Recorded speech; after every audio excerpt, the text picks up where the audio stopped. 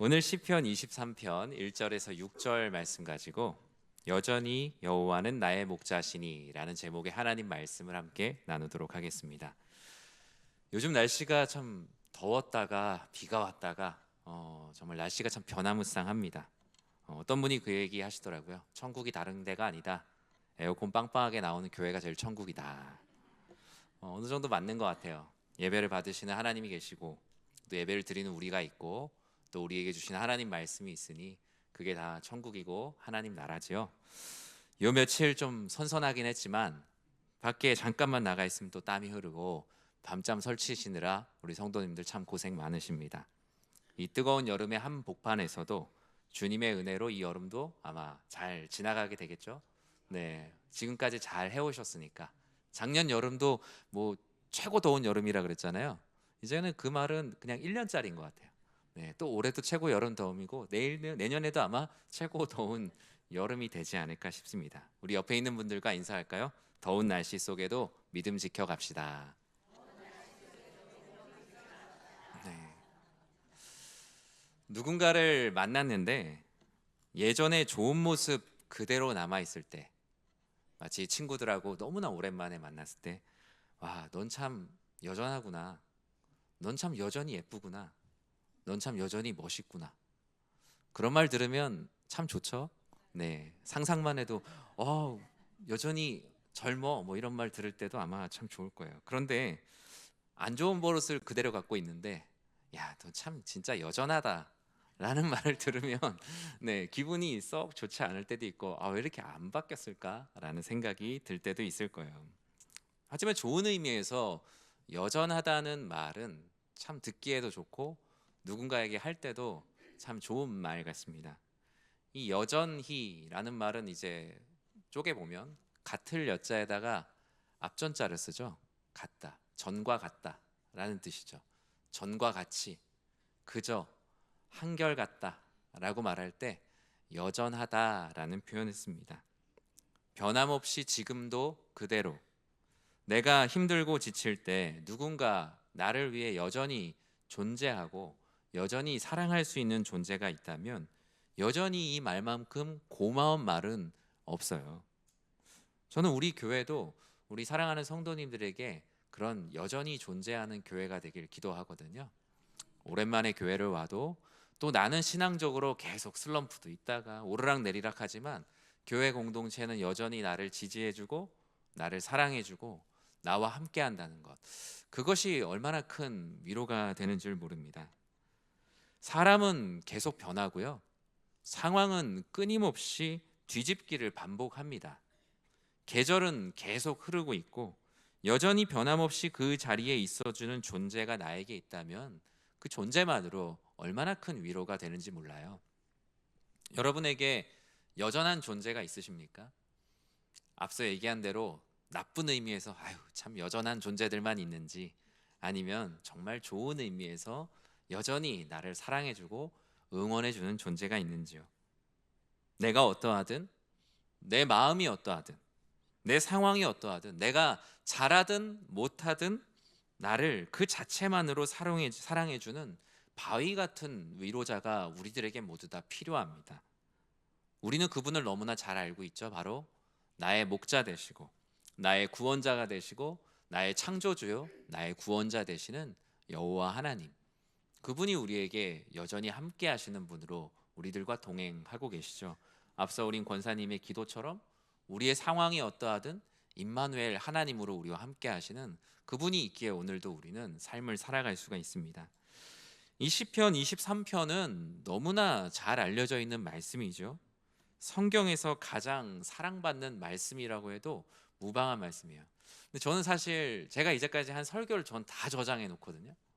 근데 놀랬던 건 제가 이런 공예배에서 시편 23편으로 단 한 번도 설교한 적이 없었다는 걸 지난주에 알았어요.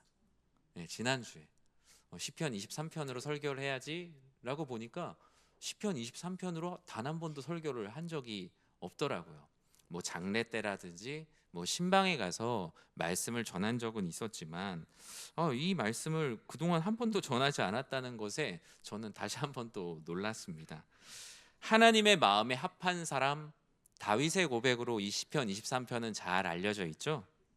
다윗의 인생은 어떤 역할들을 여러분 했던 걸로 기억나세요? 다윗의 인생에서 역할 기억나는 거 뭐 있으세요? 제가 누차 말씀드리죠. 생각하는 게 답이 맞아요. 뭐 했죠, 다윗이? 어떤 일 했던 걸로 기억하고 있죠? 네, 목동, 또 뭐 왕. 예, 맞아요. 여러 가지 역할들을 했어요. 다윗의 인생은 때로는 목동이었고 또 때로는 칼을 든 군인이 되기도 했어요. 그리고 때로는 시인이었고 때로는 오늘날의 가수와도 같았고 때로는 왕이었던 인생입니다. 누구나 하나님을 인식하는 창, 하나님이 어떤 분이신지 인식하는 창이 있는데 다윗에게 하나님을 인식하는 창문은 단연 오늘 23편에서 말하고 있는 목자입니다. 목자. 어린 시절 양을 치던 경험에서 몸으로 배운 이 체득한 하나님의 성품, 하나님의 존재가 다윗에게는 바로 이 목자라는 개념이에요. 시편 23편의 배경을 한마디로 요약하자면 저는 인생의 고난과 회복 사이에 있는 어떤 한 시점이라는 생각이 들었어요. 고난을 겪고 그리고 앞으로 회복될 그날이 언젠진 모르지만 그 사이에서 힘든 시간을 보내고 있는 인생의 고난과 회복 사이에 있는 어느 시점을 말합니다. 시편 23편 읽어보면 여러분 어떤 감정이 느껴지세요? 막 여유롭고 막 한가롭고. 저는 어릴 때 이 말씀을 읽을 때 이렇게 풀밭에 이렇게 그 팔짱을 뒤로 해서 딱 누워 있는 그 장면이 기억이 나요. 제가 다녔던 고등학교는 되게 목가적인 분위기의 학교였거든요. 학교는 엄청 타이트한 학교였는데 이렇게 잔디밭이 많았어요. 그럼 아이들이 점심 때 밥 먹고 그 잔디밭에 그렇게 누워 있었어요. 어르신들도 아닌데 누워갖고 하늘을 보고 앞으로 대학 어떻게 가나라는 생각들도 많이 하고 학생들이 많이 하늘을 보고 이렇게 누워 있었습니다. 그런데 저는 다윗의 이 말씀을 읽을 때 항상 그 장면이 기억이 나요. 햇빛을 쫙 받으면서 나무 아래에서 등을 대고 하늘을 누워 보고 있는 아주 여유롭고 목가적인 분위기. 그런데 많은 학자들은 전혀 다른 분위기라고 말합니다. 이 시편 23편은 다윗이 시간이 많아서 여유로워서 인생에 할 일이 없어서 그냥 시 한 편 쓰고 있었던 시간이 아니에요. 첫 번째로는 광야에서의 도망자의 시기예요. 사울 왕에게 쫓기고 쫓기는 외로움과 위험함의 공존. 그 사이에서 어떻게 해야 될지 모르고 완전 소위 짜부러져 있는 그런 시간입니다. 두 번째로 또 어떤 학자들은 또 다른 때를 말해요. 바로 다윗이 가장 고통스러웠을 때가 언젠가 생각해 보면 저는 아들 압살롬의 반란 이후에 쫓겨다닐 때가 한 인간으로서 가장 고통스러웠을 때가 아닌가 생각합니다. 자녀로부터 왕위를 찬탈당하고 땅끝까지 쫓겨갔다라고 말하는데요. 아들의 반란으로 인해 예루살렘으로 피난을 가게 되니 얼마나 서러웠을까요? 누구에게 얘기도 못해요, 창피해서. 배신과 고통 속에 몸부림치던 때, 이게 앞의 상황이든 뒤의 상황이든 어찌됐든 다윗의 마음에 여유가 있어서 그냥 노래 한 곡 좀 뽑던 시기는 아니라는 거예요. 총알이 빗발치는 치열한 삶의 현장 속에서 다윗은 어떤 고백으로 살아낼 수 있었을까? 우리 시편 23편을 통해 보려고 합니다. 우리 1절과 2절 우리 잘 아는 말씀인데 같이 다시 한번 읽어보겠습니다. 여호와는 나의 목자시니 내게 부족함이 없으리로다. 그가 나를 푸른 풀밭에 누이시며 쉴 만한 물가로 인도하시는도다. 아멘. 이 다윗은 이 고백은 한 번 한 고백이 아니에요. 그의 마음 가운데 늘 함께 있었던 고백. 다윗은 먼저 첫 번째로 여전히 인도하시는 나의 목자 하나님을 고백하고 있어요. 여전히 나와 늘 함께. 목자에게 있어서 가장 중요한 능력은 무엇일까요? 바로 인도함의 능력입니다. 양이 스스로를 인도할 수 있는 능력이 없기 때문에 양무리들은 목자에게 위임된 그 인도함의 능력을 따라서 순종하며 나아가는 것이죠. 이는 시편 23편뿐만 아니라 성경 전체에서 목자를 말할 때 목자에게 필요한 가장 큰 능력은 항상 인도함의 능력을 강조하고 있어요. 양은 혼자서 길을 찾지 못합니다. 방향 감각이 없고 눈도 나쁘고 겁도 많고 잘 놀랍니다. 우리들이 인생에서 맞닥뜨리는 수많은 상황들의 모습과 참 많이 닮았어요. 스스로 푸른 풀밭을 찾을 수도 없고 쉴만한 물가로 가지도 못하며 위협하는 동물들로부터 자신을 지킬 힘도 없습니다. 이사야 53장 6절에 보면 그런 특징을 잘 말하죠. 우리는 다 양 같아서 그릇 행하여 각기 제 길로 갔다고요. 그들에게 필요한 길이 아니라 놀라면 놀란 대로의 길을 가고 무서워하면 무서워하는 길대로 가고 나중에 보니까 길을 잃어버리는 양들의 모습이죠. 다윗에게 하나님은 어떤 분이십니까? 여전히 인도하시는 하나님. 1절은 고백해요. 그 인도함에는 여전히 부족함이 없다고요. 목자 자체만으로 부족함이 없을 뿐만 아니라 푸른 풀밭과 쉴만한 물과 의의 길, 영혼과 육체의 생존 생명력에 가장 필요한 곳으로 인도하시니 부족함이 없다라고 고백하죠. 사실 다윗은 목자라고 생각했던 것들의 가치에 발등을 크게 한번 찍힌 상황이에요. 현재 이스라엘 왕이 누구였습니까? 사울 왕이죠. 백성에게 목자는 누구죠? 왕이잖아요, 왕. 사무엘을 찾아온 많은 이스라엘 백성들이 그 왕을 요구했어요. 이미 선한 목자이신 하나님께서 그들의 목자가 되심에도 불구하고 그들은 주변에 있는 다른 나라들과 비슷한 왕이 있으면 우리가 잘 살 거라고 생각을 했죠. 그리고 하나님보다는 인간의 왕이 우리들을 다스릴 거라는 생각을 했죠. 하지만 그 생각은 처음부터 크게 어긋났습니다. 하나님은 오히려 실패를 통해 배우게 하시기 위해서 왕이라는 역할을 이스라엘 백성들에게 주셨죠. 다윗은 목자처럼 여겼던 사울 왕으로부터 이유 없는 질투와 시기, 위협과 쫓김을 당합니다. 사랑했던 왕으로부터 돌아온 것은 그냥 생명으로 인도하는 왕이 아니라 오히려 죽음으로 자신을 떠미는 왕의 모습을 만났죠. 얼마나 실망을 했겠습니까? 그리고 무엇보다 내가 이끌어야 되는 존재는 아니지만, 내가 이끌려가는 존재는 아니지만 목자만큼 중요한 가치를 가진 나의 자녀 압살롬으로부터 효도를 받기는커녕 목숨을 구해야 하는 벼랑 끝으로 내몰리게 되었죠. 나의 삶을 인도하는 것은 누굴까? 왕도 아니고 내가 사랑하는 내 자녀도 아니구나. 하나님만이 나의 여전한 목자가 되시는구나. 모두가 다윗 스스로도 자신의 인생을 인도할 수 없다고 생각할 때 다윗의 마음에 드는 고백이 있었어요. 여호와는 나의 목자시니, 여전히 나의 목자시니 세상 모든 것이 다 변해도 여전히 여호와는 나의 목자이심을 꼭 믿으시는 모두가 되시길 주님의 이름으로 간절히 축원합니다. 모든 인도함이 끊어질 때가 있습니다. 때로는 배우자와 헤어질 때도 있죠. 자녀들과의 관계가 끊어질 때도 있으며 내가 목자처럼 의지했던 가치들이 나로부터 떠날 때들이 있습니다. 하지만 그럼에도 불구하고 변하지 않는 것이 있다면 여전히 나를 인도하러 오시는 선한 목자, 아침이 되면 여전히 나의 삶에 오셔서 오늘도 내가 너희를 먹이는 그곳으로 가자 라고 말씀하시는 그 선한 목자이신 그리스도 예수는 여전히 우리를 인도하고 계십니다. 심지어 내가 주님을 배신하고 주님을 소홀히 했을지라도 주님을 믿는 작은 믿음이 있다면 주님은 지난 주일의 말씀처럼 처음 사랑과 그 고난 중에 작은 헌신조차 잊지 않으시고 여전히 우리의 목자가 된다고 하시니 우리가 어찌 그분을 믿지 않고 살아갈 수가 있겠습니까? 3절에는 다음과 같이 말씀하지요. 내 영혼을 소생시키시고 자기 이름을 위하여 의의 길로 인도하신다고요. 여전히 나를 인도하시는데 그 여전한 인도함 안에 능력이 있어요. 우리의 영혼을 소생시키십니다. 소생시키신다는 말은 무엇입니까? 살아있는 사람을 소생시키는 게 아니죠. 숨이 없는 사람에게 다시 숨을 불어넣는다는 의미가 소생이라는 의미를 갖고 있죠.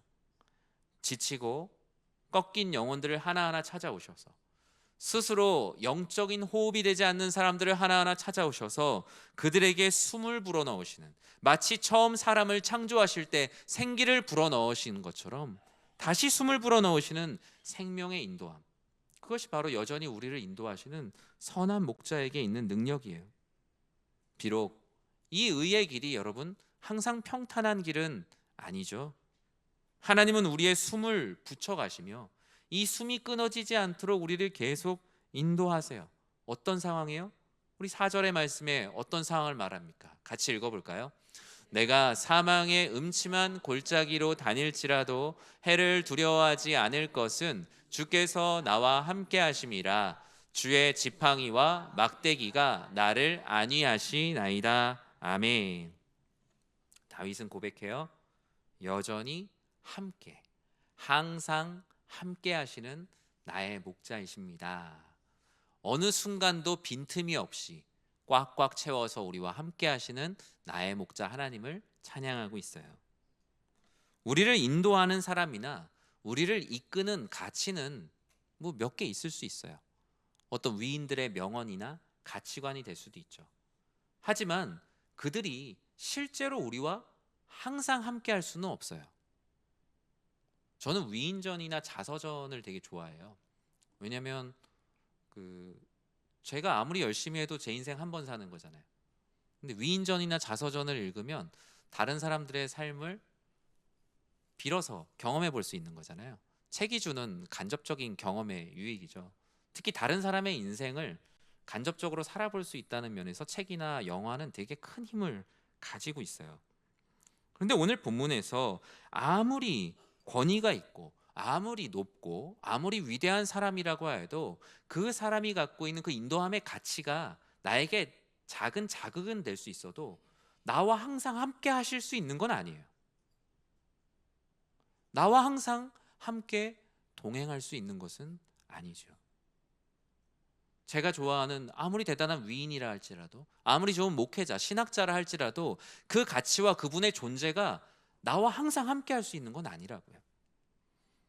그런데 다윗이 고백한 여전히 함께 하시는 그 나의 목자이신 하나님은 그냥 말씀 한 구절로만 함께 하시는 것이 아니라 그 존재가 정말 나와 정말로 함께 하고 있는 거죠. 4절은 말해요. 어떤 상황에서도요. 사망의 음침한 골짜기로 다닐지라도.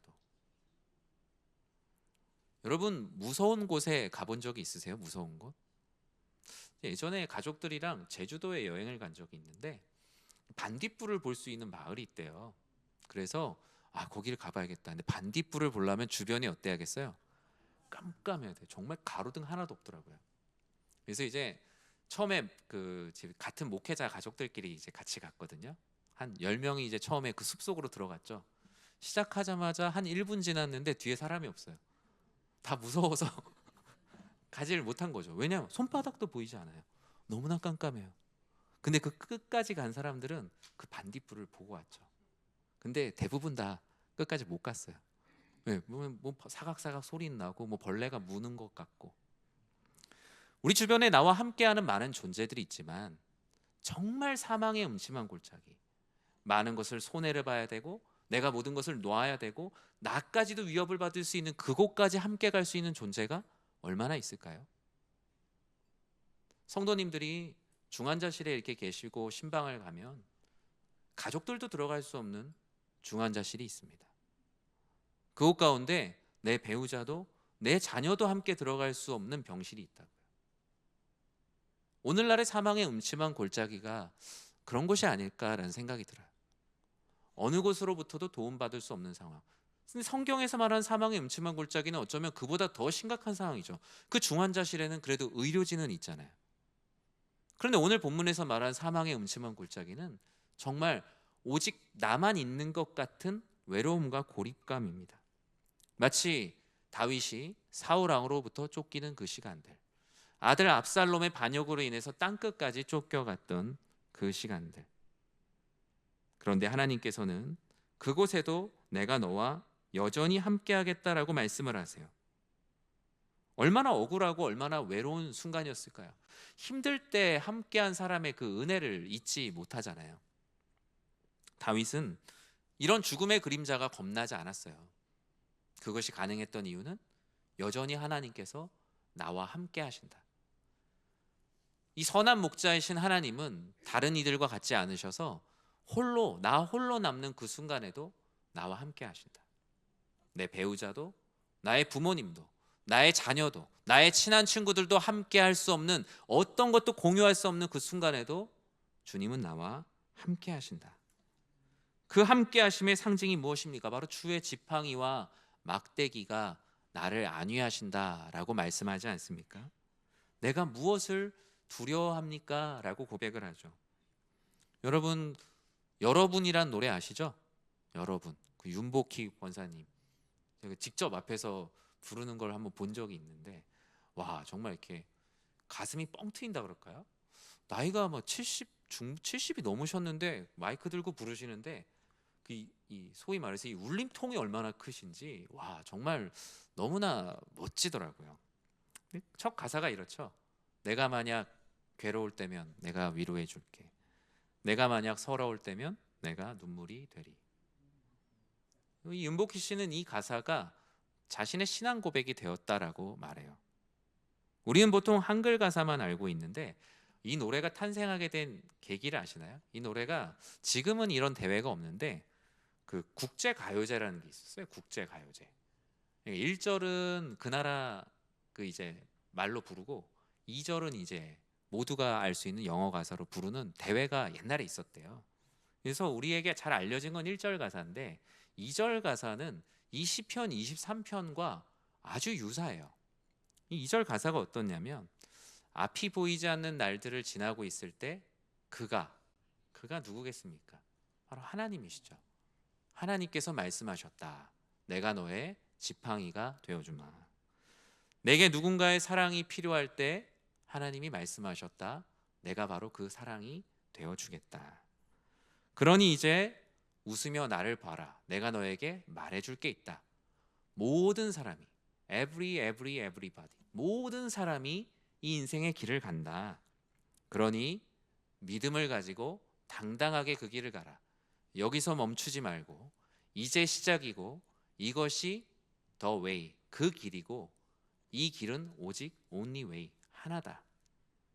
우리 함께 저 높은 곳까지 그 하나님의 나라까지 행진해 가자. 하나님이 바로 그 시작이고 그 길이고 유일한 길이니까 라는 게 이 가요의 원래 가사예요. 거기서 듣던 많은 사람들은 많이 눈물을 흘리고 하나님께서 여전히 우리와 함께 하신다는 것에 대한 그 마음을 함께 나눌 수가 있었죠. 저를 비롯한 여러분 모두가 때로는 고립된 것 같은 시간을 보낼 때도 있으며 아무것도 할 수 없다고 느껴질 때도 있습니다. 사망의 음침한 골짜기와 같은 때를 만날 때가 있지요. 그때마다 우리의 상황은 다르지만 우리가 기억해야 될 분은 오직 하나이십니다. 여전히 함께 하시는 나의 목자 하나님이시죠. 그 여전히 함께 하시는 나의 목자 하나님은 5절에 함께 하실 뿐만 아니라 우리의 필요한 것들을 준비하신다고 말씀하세요. 우리 5절 말씀 같이 한번 읽어보겠습니다. 5절입니다. 주께서 내 원수의 목전에서 내게 상을 차려주시고 기름을 내 머리에 부으셨으니 내 잔이 넘치나이다. 아멘. 다윗은 마지막으로 고백해요. 여전히 나를 위해 예비하시는, 나를 위해 준비하시는 나의 목자. 다윗은 나를 인도하시고 나와 함께 하실 뿐만 아니라 나에게 필요한 것들을 채워주시는 하나님을 고백합니다. 정확히 얘기하면 그 여전히 예비하시는 보다는 우리 말씀에 읽은 것처럼 여전히 나에게 상을 차려주시는 이란 표현이 더 정확한 표현이 맞아요. 5절을 넘어가며 하나님과 우리의 관계는 목자와 양의 관계에서 5, 6절은 조금 바뀌어요. 주인과 어떤 손님의 관계, 주인과 사람의 관계로 바뀌어요. 다윗의 주변에는 온통 적들이었어요. 생명을 노리는 적들이 많아요. 전쟁 영화를 보면 목숨이 오가는 전쟁 속에서 어떤 익명의 한 사람이 준 따뜻한 식사나 친절이 얼마나 큰 위로가 됩니까? 그런 장면들 많이 나오죠. 전 전쟁 영화를 되게 좋아해요. 왜냐하면 전쟁 속에서 드러나는 인간의 어떤 그 인간성의 밑바닥의 군상을 참 좋아하거든요. 근데 영화에서 예전에 이런 장면이 있었어요. 2차 세계대전 배경의 영화인데 독일군이 이제 프랑스 점령하고 있을 때 프랑스 노부부가 살고 있는 집에 이제 독일군 탈영병이 들어온 거죠. 딱 봐도 한 소년병밖에 안 되는 거예요. 며칠은 이미 굶은 듯한 이 어린 병사가 오히려 노부부를 향해 총을 들고 다 이제 죽여버리겠다, 나를 이제 알리면은 가만두지 않겠다라고 한참 날카로워져 있는 그 어린 병사에게 오히려 노부부는 조용히 말했어요. 젊은이, 너무 지금 많이 힘들어 보이고 배가 많이 고프지? 일단 여기 앉아서 우리랑 같이 따뜻한 식사를 하자고. 그 음식은 사실 노부부의 마지막 식량이었거든요. 말라 비틀어진 사실 감자, 먹으면 뭐 맛을 느낄 수 없는 아주 딱딱한 빵이었어요. 바삭바삭 소리가 나는 그 감자와 빵을 먹는데, 빵을 먹기 전에 그 영화에서 그런 장면이 나요. 어두운 방에 촛불 하나가 있는데 그 노부부가 이렇게 기도를 합니다. 하나님께 기도를 하니까 이 독일군 어린 병사가 갑자기 눈물을 막 흘리는 거죠. 이렇게 따뜻한 식사를 차려줘서 감사하다고. 총뿌리를 겨눴던 그의 긴장된 모든 것들은 사라지고 이 전쟁터에서 잠시 만난 이 노부부의 인도함과 함께함과 사랑 안에서도 얼마나 큰 은혜와 감동을 받았는지요. 다윗의 어려움은 이런 거랑 비슷한 것 같아요. 하나님이 상을 차려주셨는데 어떤 상황에서 상을 차려주셨다고 말하죠? 원수의 목전에서. 지금 그 어떤 때보다 은혜가 필요한 상황이에요. 그 어떤 때보다 구원이 필요한 상황이에요. 그런데 하나님께서 그때 상을 차려주시니 얼마나 마음이 기쁘겠습니까? 고난의 한가운데서, 전쟁과 같은 삶 가운데서, 원수의 목전이 있을 것 같은 우리의 상황 가운데도 상을 차려주시고 우리들을 먹이시는 그 하나님의 은혜를 날마다 기억하고 찬양하시기 바랍니다. 원수의 목전이라고 하여도 하나님은 우리를 위한 은혜의 식탁을 차려주기를 그치지 않으세요. 여러분, 가정의 가족들에게 삼시세끼 챙겨주는 거 힘들잖아요. 그렇죠? 삼식이라 그러잖아요. 삼식이. 네. 하나님은 우리들에게 몇 식일까요? 감히 상상이 안 될 거예요. 하나님이 우리를 과연 세 끼만 먹이실까? 마치 식욕이 왕성한 아이가 밥 먹고 돌아서면 또 밥을 달라고 할 때 기쁜 마음으로 차려주는 그 어머니의 마음처럼, 성장하는 것이 기뻐서 그래 5번 6번이라도 내가 밥을 차려줄게 라고 하시는 것처럼 상을 차려주시는 하나님, 여전히 변하지 않으시고 상을 차려주시는 그 하나님, 그 식탁은 하나님의 임재로부터 오는 평안과 기쁨이 가득한 식탁인데 어찌 우리가 하나님을 나의 목자로 섬기며 살아가지 않을 수가 있겠습니까? 세상이 우리를 몰아붙여도 주님은 우리들에게 말씀하십니다. 얘 앉아라, 내가 이 원수의 목전과 같은 세상 속에서도 너를 위하여 상을 차려주고 있다.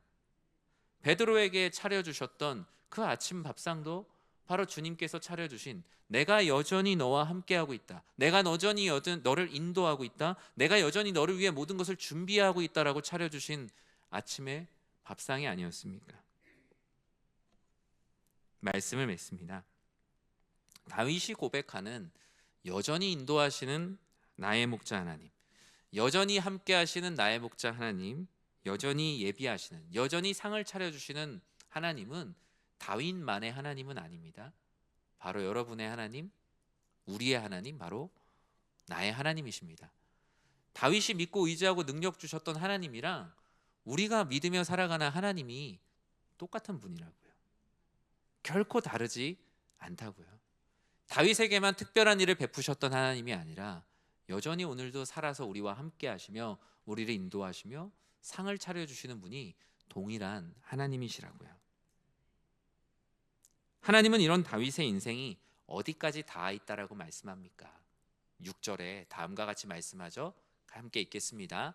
내 평생의 선하심과 인자하심이 반드시 나를 따르리니 내가 여호와의 집에 영원히 살리로다. 아멘. 여러분의 평생의 고백이 바로 이 6절과 같은 고백이 되시길 주님의 이름으로 간절히 축원합니다. 나의 목자 하나님의 사랑은 다윗의 평생을 따라옵니다. 다윗은 고백합니다. 평생 나를 따라오시는 여호와의 집에 영원히 살겠다고요. 우리는 시편 23편을 따라 여전히 여호와는 나의 목자이심을 함께 나누고 오늘 고백했어요. 광야를 지나든 사망의 음침한 골짜기를 지나든 우리의 인생이 송두리째 뽑힐 것 같은 시간을 보낼 때도 하나님은 여전히 나를 인도하시고 나와 함께 하시고 나를 위해 상을 차려주고 계시다는 것. 그것을 우리는 반드시 기억해야 합니다. 내 평생에 인생 전체에 대한 고백이 되어야 합니다. 하나님은 반드시 내가 너를 따를 것이라고 말씀하셨어요. 그냥 따라오시는 것이 아니라 적극적으로 따라오신다라고 말씀하십니다. 여호와의 집에 영원히 살아가는 삶, 여전히 여호와는 나의 목자시라는 그 말씀이 우리 사랑하는 성도님들에게 믿음의 능력과 위로와 힘이 되시길 주님의 이름으로 간절히 축원합니다.